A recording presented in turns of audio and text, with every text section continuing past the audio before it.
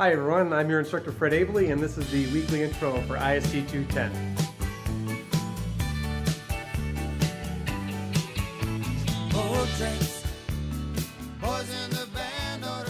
Alright everybody, we're just going to do a quick overview on what's going to be needed to be done for this week's lab. So as we saw with last week, the sequel that was needed to be done was a fairly simple select statement. Going into this week now, we're going to start to see we're going to do select statements utilizing joins. So that's where we start to be able to pull data from not one table, but possibly 2, 3, 4, 5 or more.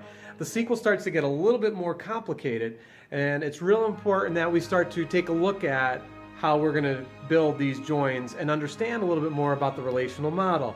In particular, the relationship between a primary key and a foreign key. Let's take a look at this week's lab. Hi everyone, now we're going to take a quick look here at what's going to be coming at you in lab number 5. Last week we did some SQL where we were doing a basic select statement on a single table. Now you're going to be writing a SQL statement, a select statement in particular here, that's going to retrieve data from multiple tables. So you're going to see once again, you'll have a number of select statements. You're going to have 5 select statements, and these are going to require joins. There's 2 types of joins that you'll find in database work. One is an explicit join and one is an implicit join. So for this particular lab, I'm going to ask that you create implicit joins. And to demonstrate how to make an implicit join, I've put a tutorial that will help walk you through how to do that. So take a look at this video. It walks you through a great example, and you'll be able to see how you can do that.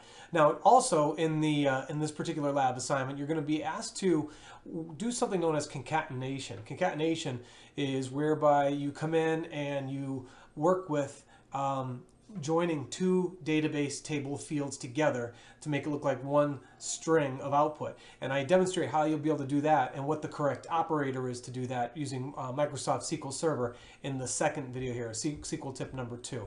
So the other thing that I'm also seeing in your lab here is you're going to be making use of the group by, which is an operator which will work with an aggregate function such as count, which will roll up your results, and you'll be able to see examples of that in the book, and also I'll have a video probably put out here shortly on how to do that. So lab 5 is just a continuation of creating more SQL statements that retrieves data from the database table. So with that being said, let's wrap it up. Okay, so hopefully that overview will give you a better sense of what's going to be needed to be done for these particular SQL statements. Now, first and foremost, I want you to all to make sure that you give yourself, once again, a little bit more time to work on this particular lab. I'm going to turn this music down for a second. And make sure that you test your SQL out, look at the data, and make sure that the data looks like it's the right return data.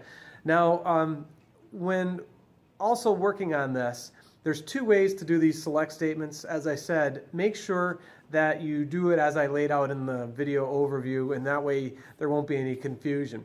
Also, going forward, a live session will be scheduled for this week once again, so we can kind of dig into utilizing the join statements a little bit more.